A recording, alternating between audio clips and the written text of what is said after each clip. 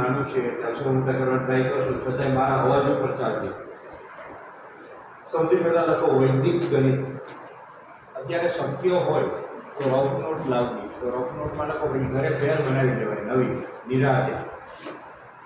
અત્યારે રફમાં લખતું જ હોય, પછી એક સરસ મજાની નોટ બનાવી લેવાની. એ નોટની અંદર શરૂઆતના પેજ છે એ શરૂઆતના એ ટેબલ માટે ચેપ્ટર માટે અને છેલ્લા 20 પેજ તમારે આના માટે રાખવાના છે, ટેબલ માટે. પાના આપણે શીખવાના છે ટેબલ. તો કોઈ પૂછે તમને કે વૈદિક ગણિત એટલે શું, તો શું શીખવા જાવ તો વૈદિક ગણિત, તો કે વૈદિક ગણિત એટલે શું, તેનો જવાબ શું આપવો? તેનો જવાબ હું બોલું છું, એમાંથી જે થોડું લખો છો લખી દેજો. વૈદિક ગણિત એટલે શું, આમાંથી તમને કોઈને ખ્યાલ હોય તો કહો. ગણવાની ઝડપથી પદ્ધતિ. ગણવાની ઝડપી પદ્ધતિ. ગણિત કરવાની ઝડપી પદ્ધતિ જે મૌખિક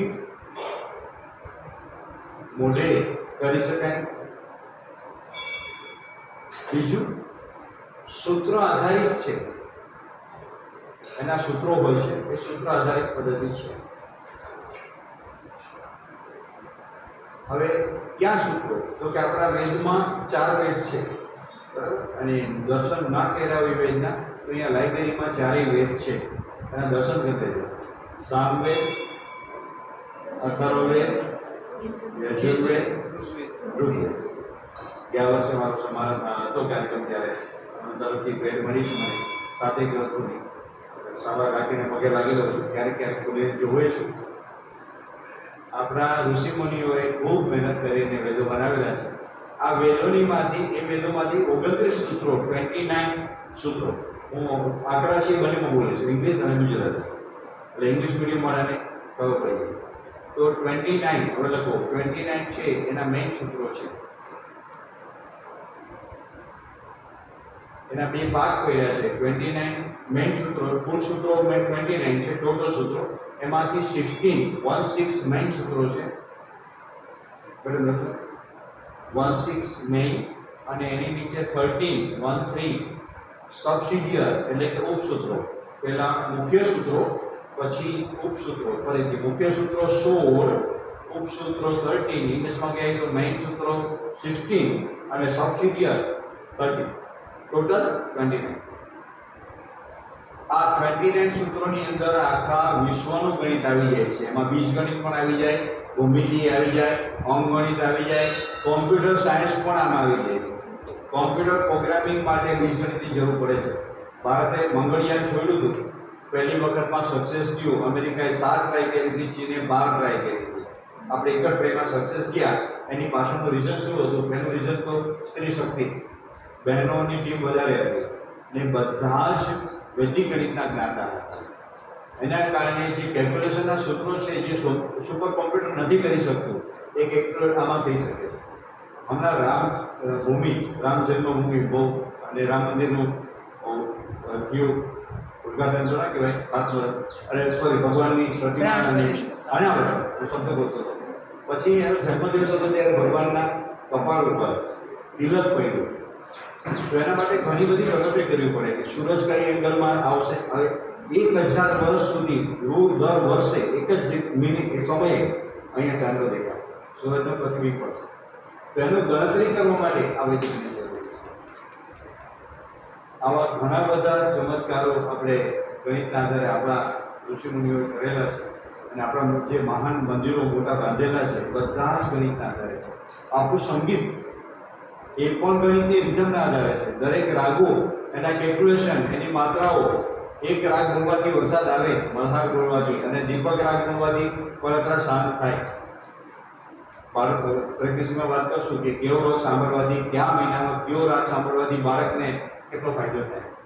તો આ બધા રાગોની અંદર જે લોકો શાસ્ત્રસંગીત શીખતા હશે, એમાં પણ ગણિતની જરૂર પડે. ગણિત બધે પ્રકારની ગણિત છે, અને આપણું હૃદય પણ ગણિતની જેમ જ ધબકે છે. 1 મિનિટમાં 72 વખત, 72. એ પણ કેલ્ક્યુલેશન છે. તો આ બધા જ ગણિતની પાછળ આ સૂત્રો છે. આપણે બહુ ડિટેલમાં સૂત્રો બની છીએ, પણ જ્યાં જ્યાં જરૂર પડશે એનો ઉપયોગ કરશું. પણ સંસ્કૃતના સૂત્રો છે, તમને બધાને વિનંતી કરીશ કે મારા ગ્રુપમાં તમે બધા જોડાઈ ગયા છો. પારસ વૈદિક ગણિત ગ્રુપ છે, એમાં કોઈ જોડાના છો કે નહીં? ઓકે, એક બે જોડાના છો. મારો નંબર લખી દો આગળ. હવે તમે મારો ફોન નંબર લખાવી દઉં છું. એની ઉપર તમારે ખાલી મેસેજ કરવાનો છે વોટ્સએપમાં. શું મેસેજ કરવાનો છે? વૈદિક મેથ્સ લિંક. વૈદિક મેથ્સ લિંક એવું તમે મેસેજ કરશો એટલે હું તમને લિંક મોકલાવી દઈશ. એ લિંકમાં જોડાઈ જજો તો એ લિંકની અંદર તમને બધી માહિતી મળી જશે. અને તમને એડવાન્સ વધારે શીખવું હોય તો ટેલિગ્રામ એપ જે વોટ્સએપ એપ છે એવી રીતે ટેલિગ્રામ એપ છે, તો તમે ટેલિગ્રામ એપ હોય તો મને એમાંથી ટેલિગ્રામમાંથી મેસેજ કરશો તો હું તમને વૈદિક ગણિતની એ લિંક મોકલાવી દઈશ. કારણ કે એ લિંકમાં ઓછામાં ઓછી 1000 વિડીયો છે. જ્યારે આમાં તો શું છે કે હવે પછી મૂકીશી દેખાશે, ઓલું તો પહેલાં મૂકીશી એ બધી તમને જોવા મળશે. એની અંદર ઘણું બધું છે, પણ ટેલિગ્રામમાં ફાયદો શું છે કે મોબાઈલમાં જગ્યા ઓછી લો.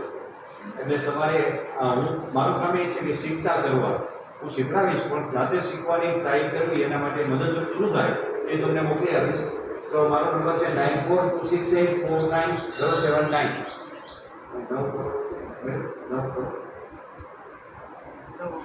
નવો બજ.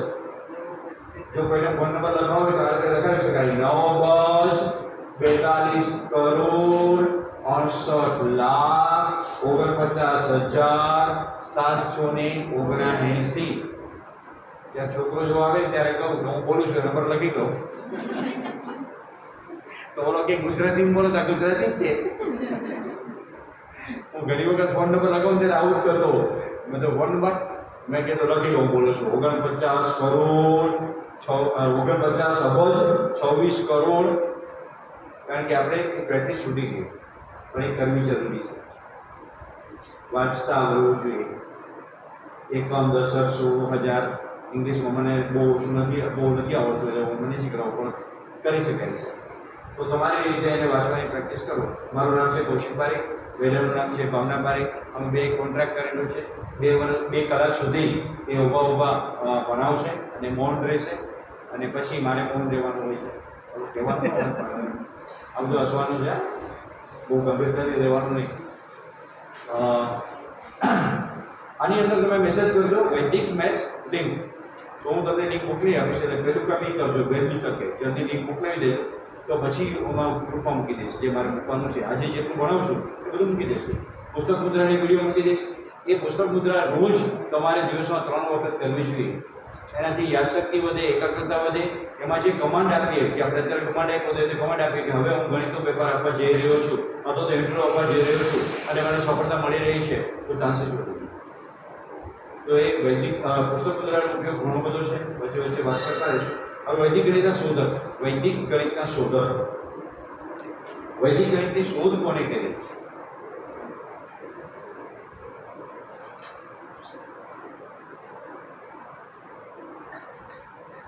શ્રી ભારતી કૃષ્ણ તીર્થ આનંદજી. ભારતી કૃષ્ણ તીર્થ આનંદજી દંડી સ્વામી અને શંકરાચાર્ય હતા. એનો હોદ્દો હતો શંકરાચાર્ય. ગોવર્ધન પીઠની અંદર શંકરાચાર્ય હતા અને લગભગ આશરે 10,000 શિષ્યો હતા. ખૂબ જ્ઞાતા હતા, ચારે વેદ એના મોઢે હતા અને ખૂબ પ્રકાંડ પંડિત હતા.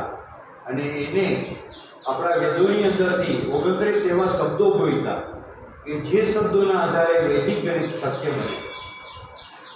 ખાલી એક જ શબ્દના આધારે એ શબ્દો બોલું છું. નિખિલમ, 4 જ અક્ષર છે. નિખિલમ, નિખિલમ.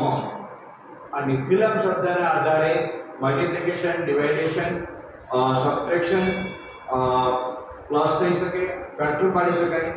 એટલે કે ગુજરાતીમાં ગુણાકાર, ભાગાકાર, બાદબાકી, સરવાળો અને અવયવ અને અવયવી આ બધું જ વૈદિક એક જ સૂત્રના આધારે થઈ શકે. નિખિલમના આધારે ખાલી 4 જ અક્ષર છે. નિખિલમ.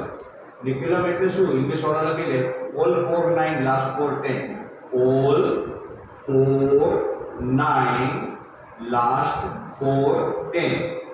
બેન જેટલું લખાય એટલું, ન લખાય તો પછી લખી દેજો. કેમ? all 4 9 last 4 10. ગુજરાતીમાં દરેક 9માંથી એકમ 10. ગુજરાતીમાં દરેક 9માંથી એકમ 10માંથી ગુજરાતી મીડિયમ વાળાને કહેવાનું કે અંગ્રેજી જાણતા રહે, શીખતા રહે, અને ઇંગ્લિશ વાળાને કહેવાનું કે ગુજરાતી આપણી માતૃભાષા છે અને આપણે આવડવી જ જોઈએ. તો બંને સાથે હોતો જઈશ. All four 9 last four 10. હવે આ સ્વામીજીએ બુક લખી નહીં, પણ એને પ્રવચન આપ્યા 1945 નાગપુર યુનિવર્સિટીની અંદર એને 30 દિવસ પ્રવચનો ગોઠવા અને નાગપુર યુનિવર્સિટીની અંદર 30 દિવસ 1945 સાલ ને પ્રવચન આપ્યા. રોજ એક સૂત્ર લે, 30 દિવસ ચાલ્યું, 29 સૂત્ર ને એક દિવસ સમાપન. એમના શિષ્યા મંજુલાબેન ત્રિવેદી, જેમ વિદ્યાર્થીની સ્ટુડન્ટ્સ હોય તે મંજુલાબેન ત્રિવેદી બધું લખતા ગયા. એ પોતાની રીતે આખું વિવરણ કર્યું અને 1965 નેપાળ સરકારે બુક બહાર પાડી, ભારતનું વૈદિક ગણિત. બોઈલા રણવીર સ્વામી, દૈકુ મંજુલાબેને છપાનું નેપાળ સરકારે છપાયું, ભારત સરકાર નહીં, કઈ સરકારે નહીં કહો, પણ નેપાળ સરકારે છપાયું. અત્યારે ભણાવાય છે ક્યાં? હવે આવ્યું છે, હવે આપણા અભ્યાસક્રમમાં આવે છે, પણ અત્યાર સુધીમાં 1970 થી કહું છું, ઇંગ્લેન્ડની અંદર ધોરણ 6, 7, 8માં ભણાવાય છે વૈદિક ગણિત તરીકે. અને આ વૈદિક ગણિત બુક છપાય છે ક્યાં? દિલ્હીમાં. એટલે મજા એ છે.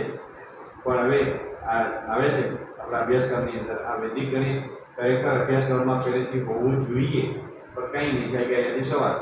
તો એ બુકોમાં જે વૈદિક ગણિત છે, બુકના દર્શન કરાવી. એ બુક મેં જોઈ ત્યારે થયું કે આ બુક વાંચો બેસે અને છોકરાઓને ખરેખર નફરત થાય કે વૈદિક ગણિત શીખાય નહીં. એટલું બધું કલિષ્ઠ અઘરું કરી નાખ્યું છે. કારણ કે વિદ્વાનો લખે ને પછી એસી ઓફિસમાં લખે એટલે ખબર ન હોય. ખરેખર એવા ટીચર લખવું જોઈએ કે જે છોકરા વાળી માથાકૂટ કરતા હોય. આ ધોરણ 6 ની છે, ટ્રાયલ માટે મૂકી છે. આ ધોરણ 7 ની છે, 8 ની પણ આવી ગઈ, 9 ની આવી ગઈ, 10 ની આવી ગઈ. પણ એટલી બધી કલિષ્ઠ, એટલી અઘરી છે. એટલે મને બોલાવ્યો હતો કે ચેરમેન તરીકે તમે ગોઠવો અને સરકાર સાથે હવે મારે કામ કરવું નથી. બહુ સર્વિસ કરી, 30 વર્ષ નોકરી કરી ગવર્મેન્ટની. પછી મેં કીધું મને મારી રીતે જીવવા દો, કારણ કે અમારે અઘરું છે કામ કરવું. પણ મને બહુ ફોર્સ થયો હતો કે તમે કરો તો કંઈક સારું થશે, અને તમે સ્વીકારી નહીં શકો, કારણ કે મારી રીત આખી જુદી છે. હવે આપણે સીધું દાખલા ઉપર જઈએ. ચેપ્ટર નંબર 1, એનું નામ છે બેસ્ટ ફ્રેન્ડ. જેને હવે શોર્ટકટ ભાષા આવી ગઈ ને BF, પણ ગુજરાતીમાં આપણે કહીએ પરમ મિત્ર. આ 3-4 નામ છે, લખી દેજો. બેસ્ટ ફ્રેન્ડ, પરમ મિત્ર અને નિખિલો.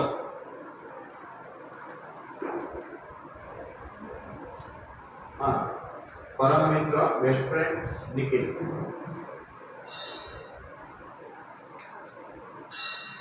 પૂરક સંખ્યા.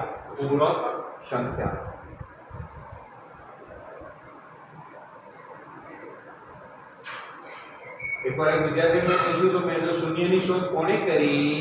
તમને કોને ખ્યાલ હોય તો કહો. અરે એ સ્ટાન્ડર્ડ જવાબ છે. સાચુંમાં શંકા છે એટલા માટે કે આર્યભટ્ટ પહેલા મહાભારત લખાણ. મહાભારતમાં 100 કૌરવ હતા, તો 100 કૌરવમાં બીજાની જરૂર પડે. અને 7 કે 17 અક્ષરની સેના, કૃષ્ણ ભગવાનની સૈન્ય બહુ મોટું હતું. અક્ષરની એટલે લાખોની સંખ્યામાં. તો આ લાખોની સંખ્યા માટે શૂન્યની જરૂર તો પડે. એટલે આપણે ભણવામાં આવે છે એટલે સ્વીકારી લઈએ છીએ. પણ ઓલા વિદ્યાર્થીએ બહુ સરસ જવાબ આપ્યો મારા ટીચર. મેં કીધું કેમ? તો કે કાયમ જીરો આપે. પૂરક સંખ્યા પહેલું લખું 1, 1. હવે 1 ને 10 માંથી માઇનસ કરો. 1, 10 - 1 શું થાય? 9. તો 1 નો પરમ મિત્ર 9 અને 9 નો પરમ મિત્ર 1. સંખ્યા, પૂરક સંખ્યા અને બેઝ. બેઝ એટલે એનો સરવાળો. આનો બેઝ થશે 10. એક ફિગર હોય તો 10 આવે. 2 ફિગર 2 ડિજિટ હોય તો કેટલા આવે? 100. 3 ડિજિટ હોય તો 1000. 1000. 4 ડિજિટ હોય તો 10,000 10,000. ચાલો પહેલું લખો 1, તો 1 ની સામે શું આવે 9. તો 9 નો પરમ મિત્ર 1 અને 1 નો પરમ મિત્ર 9. આમ પણ કહી શકાય કે 9 નું નિખિલ 1 અને 1 નું નિખિલ 9. બેનો સરવાળો 10. હવે લખો 2 2, તો 2 ની સામે શું આવે 8. 3 ની સામે 7. 6 ની સામે 4. 5 ની સામે 5. હવે નહીં લખીએ કારણ કે પાછું ઊંધું જ આવે ને. 6 ની સામે 4, 7 ની સામે 3, 8 ની સામે 2. આ એક ડિજિટ માટે હતું. હવે આપણે બે ડિજિટના પરમ મિત્ર શોધીએ. લખો મેડમ, જવાબ નહીં લખતા. પહેલું લખો 22. બેઝ વધી જશે 100. 22 નો પરમ મિત્ર શું? બાદબાકી કરો. 100 - 22. નહીં લખશો નહીં. મોડે નહીં લખવું શીખે મેં હું ના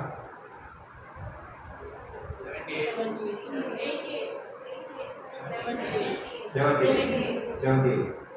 ચાલો એની રીત શીખડાવી દો. આની રીત હમણાં જ નિયમ લખો. ઓલ 4 9 મોડે બોલતા બી જાય. All 4 9 last 4 10. હવે નહીં મતલબ હું અવાજ કંટ્રોલ કરીશ. ઓલ 4 9 લાસ્ટ 4 10 અને પહેલા ઉપર 10 મૂકો જીના આધારે 10 અને બીજામાં 9. 10 - 2 8. 9 - 2 7. ખ્યાલ આવી ગયો? આ નિયમ બધામાં લાગુ પડે. હવે લખો 36. ચાલો 10 - 6 4. 9 - 3 6. મોડે થાય એટલે આપણે વેદિકમાં એક ટ્રાય કરવાની છે કે લખીને બાદબાકી અત્યાર સુધી કરી હવે મોડે. અને એક વસ્તુ કહ્યું કે જ્યારે હું સમજાવું ને ત્યારે પેન નીચે તમને કેટલી છે પેનથી રમવાની ખાલી નાખી. અને ઘણા લોકો ટેવું હોય એને કોન્શિયસ ખબર ન હોય પોતે રમે છે એટલે જ્યારે આ ખાલી રાખશો તો યાદ રહેશે. ચાલો નેક્સ્ટ 98 98. આના પર મેં તો શું થાય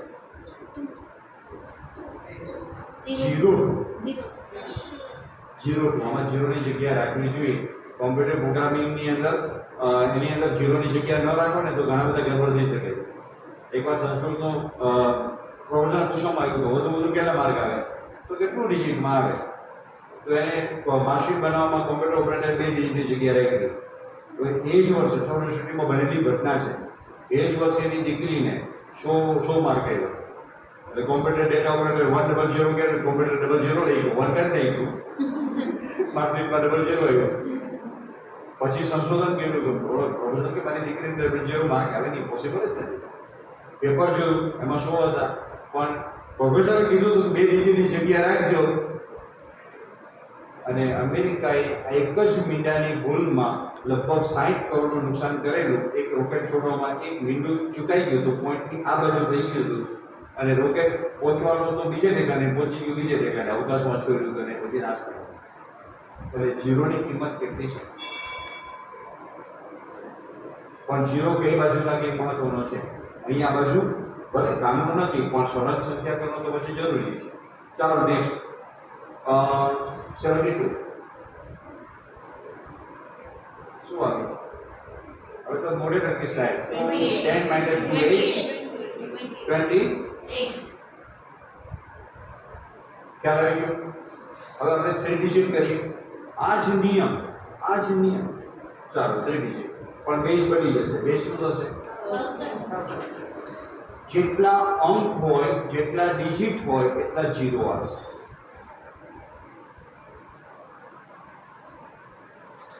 પછીની રકમ 3 3 4.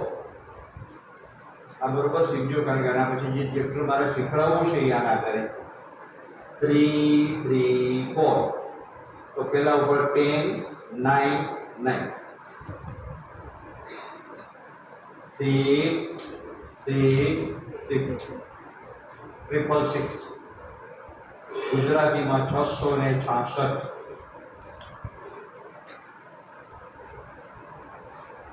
ત્યાર પછી 995. 0 0 1. સર બુક લેવા છે વૈદિક સોરી બે મિનિટ એ ચારે ખુરશી બે ખુરશી પર બધે બુકો છે એટલે ઉભા થાવ તો જોતા જજો અહીંયા અને ફોટો પાડવો હોય તો ફ્રી છે કોઈ ચાર્જ નથી પાડી શકતા અને ખરીદવી હોય તો સાઈડ મળી લેજો નેક્સ્ટ 7 0 2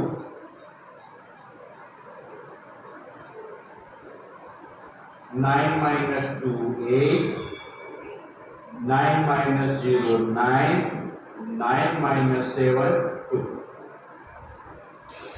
370 અને 370 બહુ ગમી ગયું છે જ્યારે સમજાય 370 ની કલમ નાબૂદ થઈ ચાલ આનું શું નીકળે આનો ભાગ મિત્ર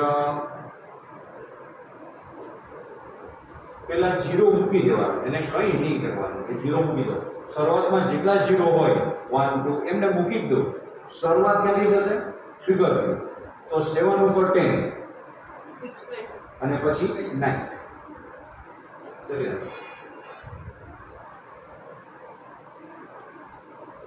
સમજાઈ ગયું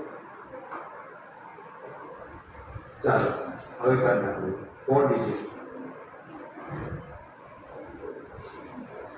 4 ડિજિટ 1 મિનિટ ચલાવ્યું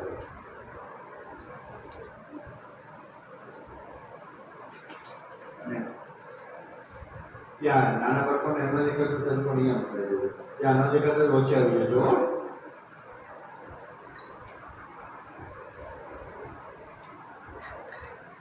1 2 3 4 5 નહીં 1 2 3 4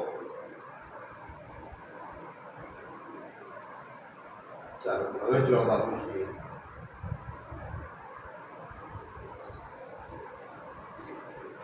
આ બધું શરૂ કરી શકાય 9 minus 1 8 9 minus 2 7 9 minus 3 6 અને 10 minus 6 sorry 10 minus 4 10 minus 4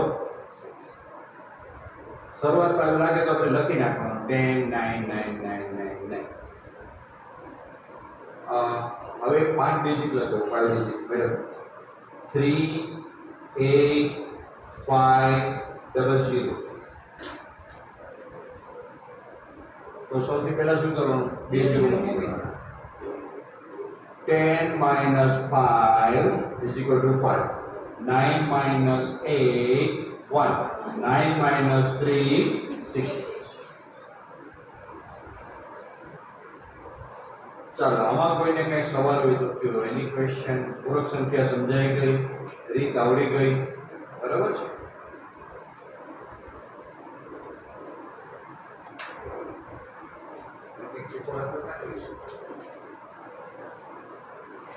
ચક્ર નંબર 2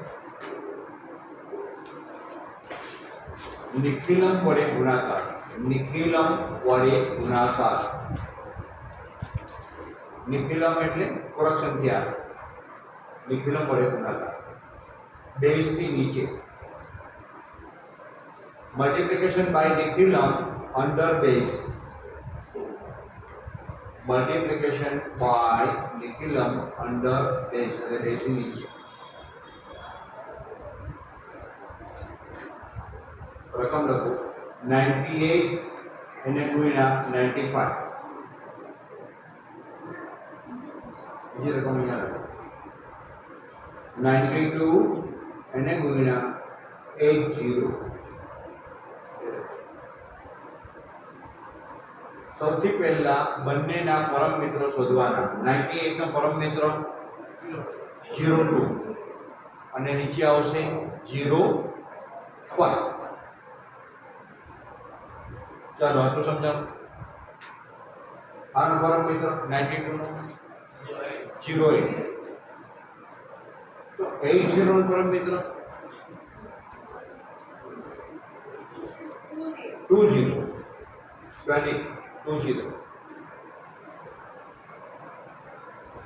હવે પરમ મિત્રનો ગુણાકાર એટલે આપણે એને નિખિલ પણ કહીએ નિખિલ કહી શકાય તો 5 ગુણ્યા 10 5 2 ઝા 10 જોવાનું એટલું કે આ બાજુ 2 ડિજિટ છે તો આ બાજુ 2 ડિજિટ થવા જોઈએ, 2 ડિજિટ ઇક્વલ થવા જોઈએ. જો ઓછા થાય તો 0 મૂકવાનું અને વધારે થાય તો કેરી ફોરવર્ડ વધી પડે. ફરીથી 5 2 10, 5 ગુણ્યા 2 10. આટલું સમજાઈ ગયું? હવે ક્રોસ બાદબાકી 95 માંથી 5 માઈનસ કરો અથવા 92 માંથી 2 માઈનસ કરો. બે સરખા જ થાય. કેટલા થાય? કરો 95 માઈનસ 2 97. બરોબર છે? 97 93. હું બોલું છું યાદ કરે છે 93. હું ખોટું બોલતા આવડે છે. ફરી પહેલા ગુણાકાર 5 ગુણ્યા 10 પછી ક્રોસ બાદબાકી 98 5 minus 5 અથવા 95 minus 2 is equal to 93. મેં જવાબ કીધો તો પ્લસ કરીને એટલે આપણે હા પડી માઈનસ કરવાના છે. શું માં ઓછા હોય એટલે માઈનસ, વચ્ચે નિશાન પણ માઈનસ જ છે. તો હવે આ દાખલામાં પહેલો જવાબ શું લખાય? 20 into 8 20 ગુણ્યા 8 20 ગુણ્યા 20 ગુણ્યા 8 160. 3 ડિજિટ ક્યાં? તો 60 લખાશે, 1 થશે, કેરી ફોરવર્ડ. ફરીથી પહેલા 0 મૂકી દો, સીધી રીતે પહેલા 0 મૂકી દો. 8 2 8 2 16, 8 2 16 નો 6 1 હવે 92 minus 20 is equal to 72. 72 plus 1 73.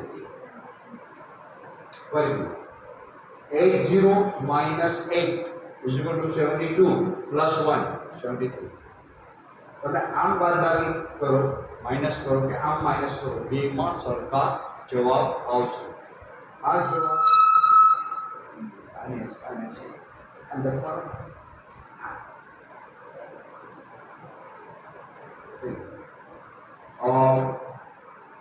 Two ડિજિટમાં figure હોય તો 1 ડિજિટમાં આવે. એમાં એવું થાય છે હું આમ નમું છું તો એની સાથે આવે છે, બાકી વાંધો નથી. હા ચાલો આમાં કોઈને કઈ પ્રશ્ન હોય તો ક્વેરી ક્વેશ્ચન ક્લિયર? હજી વાત આપણે જ આગળ મારો પ્રશ્ન એવો બાળક બહુ ઉછળી જાય છે એને આ બાજુ કંઈ જવાબ કીધું મેં 3 વખત કીધું પણ એ આવવા તૈયાર નથી. અહીં આવી ગયા છે અને એ દેખાય છે દેખાય છતાં એવું લાગે તો અહીં આવવાની શું હા ચાલો ચાલો નેક્સ્ટ. તમને યાર નીચેનું થોડું તો પૂછવું પડશે કારણ કે મારા જેવા થોડા સુખી માણસો હોય છે ને એટલે થાય. ગાડા માણસો નહીં ગયા સુખી માણસો હોય છે એટલે પડતા હોય દુઃખી હોય એવું નથી હો, તમારા માટે થાય. પણ હવે કરતું નથી, ટ્રાય કરીએ તો. ચાલો નેક્સ્ટ. હવે આપણે 3 ડિજિટ લઈએ 995 એને ગુણ્યા 995 આને કહેવાય 995 નો સ્ક્વેર. તો પહેલા પરમમિત્ર શું આવી? 005 અને નીચે 005 5 5 25 5 ગુણ્યા 5 25 પણ 3 ડિજિટ કરવા માટે 0 મૂકવો પડે.